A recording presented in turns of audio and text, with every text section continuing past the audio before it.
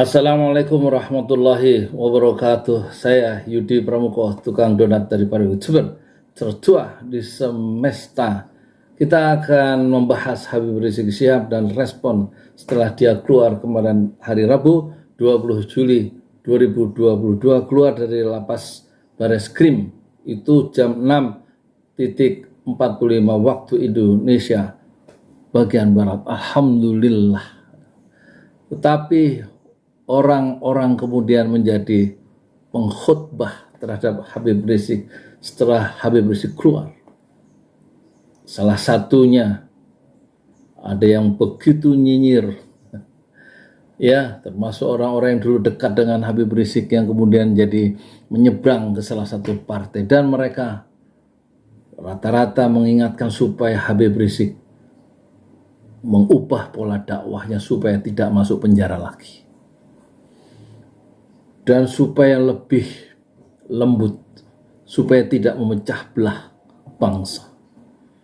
Dan ada yang menyarankan supaya punya istri lagi untuk jaminan dia sebagai tahanan yang bersyarat, itu istilahnya bebas bersyarat. Dan banyak termasuk Crazy Rich dari Priok itu mengatakan, ayo bersama-sama berjuang. Jangan seperti yang kemarin memecah belah bangsa.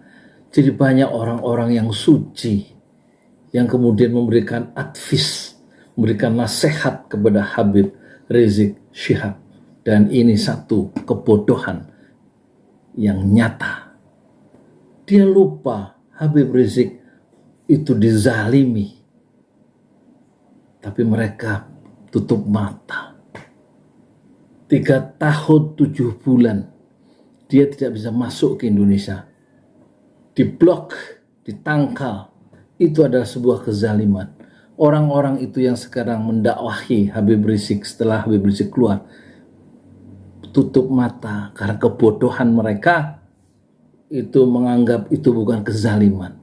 Habib Rizik dizalimi, tidak ada yang membela orang-orang itu yang sekarang tampil sebagai pahlawan, kesiangan, sebagai orang suci yang mendakwahi Habib Rizik supaya mengubah pola dakwahnya, mengedit ucapan-ucapannya supaya nggak masuk penjara lagi. Mereka lupa Habib Rizik masuk penjara karena terlalu banyak dizalimi oleh rejim ini. Salah satunya 3 tahun 7 bulan. Tidak ada yang membela. Orang-orang yang dekat dengan kekuasaan bungkam semuanya. Gak ada upaya, malah ada yang mengatakan berangkat ke Mekah sendiri, berangkat sendiri, pulang sendiri. Dia lupa bahwa tidak bisa pulang karena diblok oleh pesan-pesan politik yang sampai ke imigrasi di Arab Saudi. Kemudian setelah datang ke Indonesia 10 November 2020, disambut sebagai orang yang dizalimi, disambut luar biasa oleh pengikut-pengikutnya, dan itu masih dilecehkan, ya, dianggap siapa dia, pengikutnya paling sedikit, yang nyambut paling sedikit. Dia kan bukan seperti Imam Khomeini, orang suci. Habib Rizik itu siapa? Dia menganggap remeh, merendahkan, ya, tokoh Islam, orang Islam, pejabat publik merendahkan orang tokoh Islam sendiri. Alangkah bodohnya tokoh itu, ya.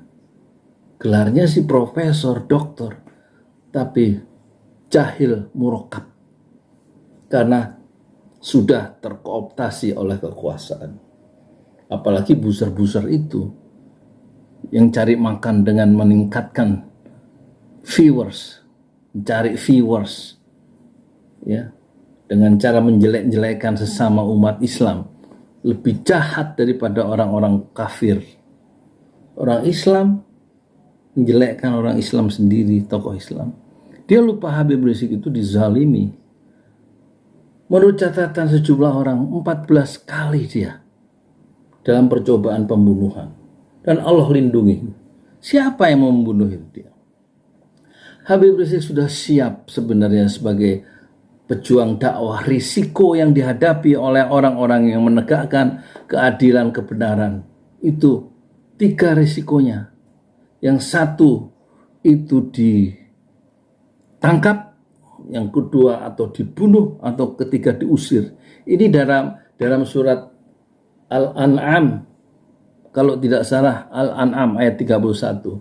Wa idh yamkuru bikal ladzina kafaru liyuthbituka aw yaqtuluka aw yukhrijuk wa yamkuruna yamkurullah wallahu khairul makirin. Artinya, ingatlah ketika orang-orang kafir Quraisy itu melakukan tipu daya dengan cara liyuthbituka, menangkap dan memenjarakanmu, aw yaqtuluka, atau mau membunuhmu, aw yukhrijuka, dan mengusirmu dari kampung halaman.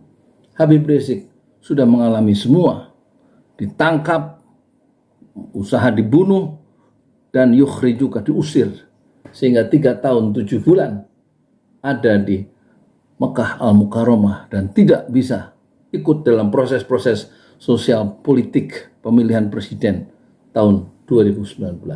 Dia dizalimi. Kemudian setelah tiba 7 Desember, dia dikejar oleh rombongan polisi Polda Metro Jaya malam itu, dan 6 orang dibunuh pengawalnya di kilometer 50. Siapa yang membela itu? Nggak ada. Dia dizalimi. 6 anak muda pengawalnya, rombongan untuk pengajian pagi subuh di Kerawang, dibantai, disiksa, dibantai. 19 peluru terbagi kepada 6 Laskar Front Pembela Islam. Apakah itu bukan sebuah kezaliman? Dan pembunuhnya, polisi Polda Metro Jaya, itu dihukum vonis lepas setelah menghabisi 6 nyawa. Apakah itu sebuah kezaliman? Jawabnya iya. Apakah dibela oleh orang-orang yang sekarang menjadi orang-orang suci setelah melihat Habib Rizik itu bebas dan menyarankan supaya begini, supaya begitu, supaya tidak masuk penjara? Habib Rizik tidak perlu dikasih nasihat, dia sudah dinasehati oleh Al-Quran. Wa idh yamkuru bikal ladzina kafaru liyuthbituka aw yaqtuluka aw yukhrijuka. Ingatlah ketika orang-orang kafir Quraisy itu melakukan tipu daya untuk menangkap engkau, ya Muhammad, aw yaqtuluka, atau membunuhmu, ya Muhammad, aw yukhrijuka, dan mengusirmu. Itulah 3 risiko itu. Dan risiko itu sudah diperhitungkan oleh Habib Rizik dan kawan-kawannya. Itu adalah pekerjaan dakwah, pekerjaan mulia. Tidak ada pekerjaan yang lebih mulia dari pekerjaan dakwah. Masuk penjara, terbunuh, atau terusir adalah risiko dakwah. Persoalannya adalah Anda diam terhadap kezoliman yang diterima Habib Rizik, dan Anda diam saja. Dia masuk penjara karena dizolimi. Jadi pahlawan-pahlawan kesiangan itu muncul di mana-mana sekarang dan memberikan nasihat kepada seorang pejuang yang sudah memberikan segalanya untuk Islam, Habib Rizik Syihab. Saya Yudi Pramuko, Tuan Donat dari para YouTuber. Tertuah di semesta fasbir sabran jamilah. Bersabarlah dengan kesabaran yang indah. Orang non-muslim sekelas Rocky Gerung saja dia mengatakan Habib Rizik itu datang di saat bangsa ini mengalami demoralisasi. Walaupun saya bukan muslim, kata Rocky Gerung, saya akan pilih Habib Rizik sebagai presiden karena dia berani menyuarakan keadilan. Dan keadilan itu yang selama ini diperjuangkan oleh Habib Rizik Syihab. Saya Yudi Pramuko, Tuan Donat dari para YouTuber. Tertua di semesta fasbir sabran jamilah. Bersabarlah dengan kesabaran yang indah.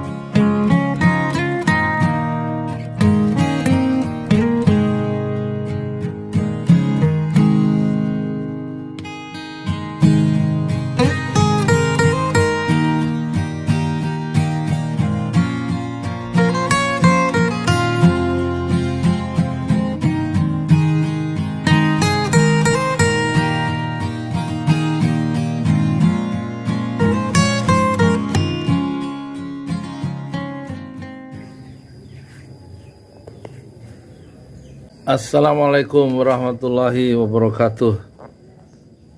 Saya berada di lokasi Masjid 6 Syuhada di atas tanah wakaf 120 meter dari Bapak Haji Paramaarta. Sekarang saya ada di ini, lokasinya di Kampung Tajur RT 2 RT 6 maksud saya, RW 4 Kampung Tajur, desanya Pemagarsari, Kecamatan Parung, Bogor, Jawa Barat, Indonesia. Dan sekarang saya ada di mihrab. Sebelah kanan saya ini kamar yang pertama, saya berdiri tempat sholat, imam sholat. Terus yang ini kamar kedua untuk tempat peralatan, ini tempat istirahat. Dan kita sekarang mundur. Astagfirullah. Nah, inilah tampaknya akan terhenti dulu karena kita memerlukan ngecor 2 lantai, perlu sekaligus bahan untuk besi-besi dan ratusan tiang-tiang bambu, sekaligus pengecoran 10 cm lantai pertama. Ukuran masjid ini 10 kali 6, lantai bawah, lantai atas 13 kali 6. Jadi diperlukan dana menurut Pempronya sekitar 60 juta sekaligus untuk mengerjakan sampai pengecoran yang harus selesai dalam waktu 1 hari dengan molen, dan tidak bisa lagi dicicil, harus kita kumpulkan dana sekitar 60 juta untuk sekaligus membuat lantai pertama. Dan setelah dicor lantai pertama, insya Allah langsung kita resmikan untuk tempat sholat. Tiangnya ada 16 setinggi 4 meter, ditanam 1 meter ke bawah cakar ayamnya, 4 meter ke atas. Tinggi lantai pertama itu diperkirakan 4,5 meter. Dan setelah dicor dengan segala peralatannya dan bahan serta tenaganya, 1 orang nanti dicor 15 orang sekaligus sampai sore.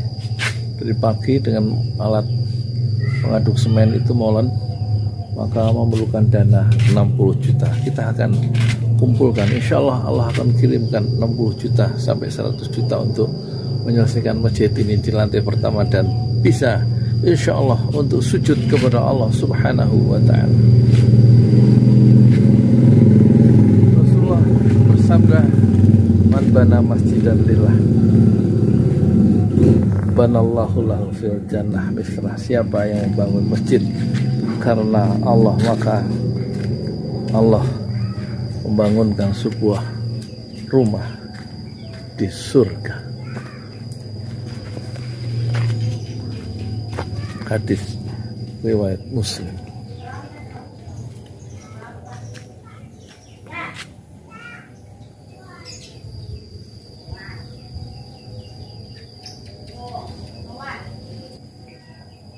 Rasulullah bersabda, man bana masjidan lillah banallahu lahu fil jannah misrah. Siapa yang membangun masjid karena Allah, maka Allah akan membuatkan sebuah rumah di surga. Mari kita berlomba-lomba untuk membangun masjid supaya Allah membuatkan kepada kita rumah di surga. Saya Yudi Pramuko, tukang donat dari Parung Jual, tertua di semesta. Fasbir sabron jamila, bersabarlah dengan kesabaran yang indah. Assalamualaikum warahmatullahi wabarakatuh.